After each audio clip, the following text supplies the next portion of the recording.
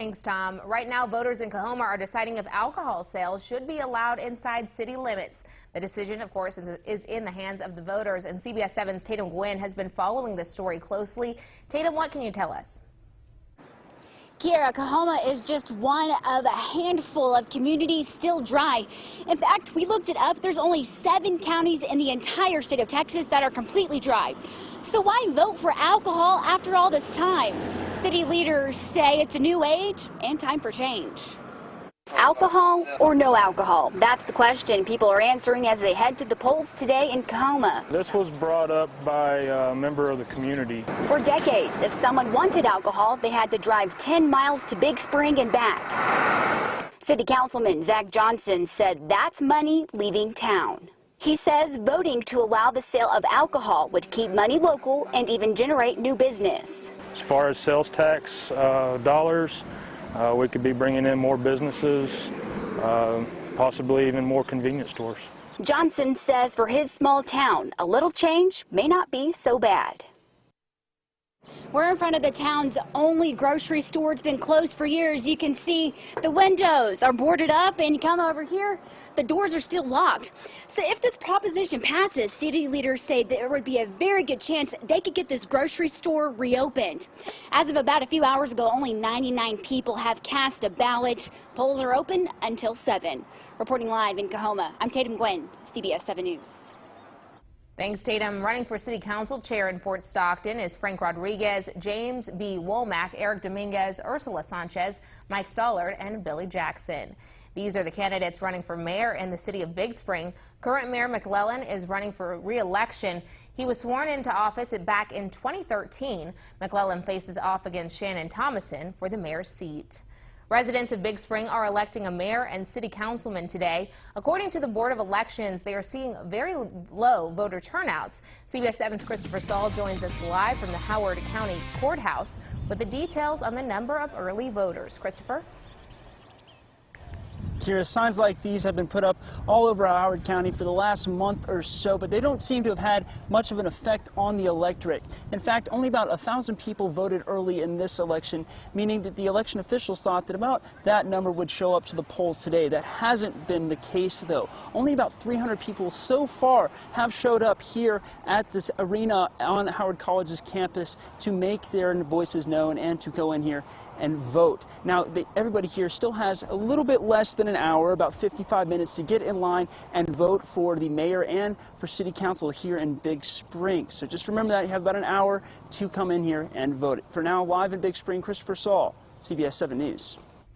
Thanks, Christopher. Running for trustee in Andrews is Charlie Simpson, Chris Helbig, Carrie Waldener, and Jim Leach. Also running for Andrews Hospital, director for Precinct 1 are Claudette Waddingham and Elizabeth Bonnet. For Precinct 2 are Barbara Kobos and John Totterman.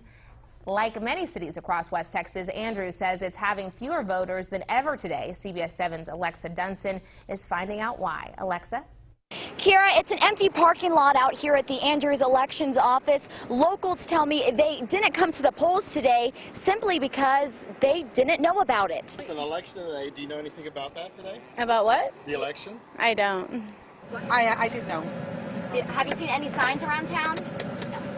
The election judge declined an on-camera interview but says there hasn't been any campaigning for this election. And many of the voters who have showed up thought it was for the sheriff runoff, which isn't until May 24th.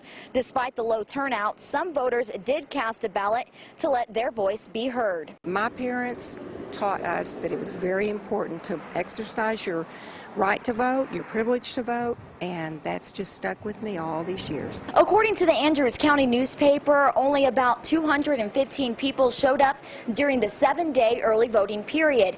And at last count, only 125 people have showed up today. In Andrews, Alexa Dunson, CBS 7 News.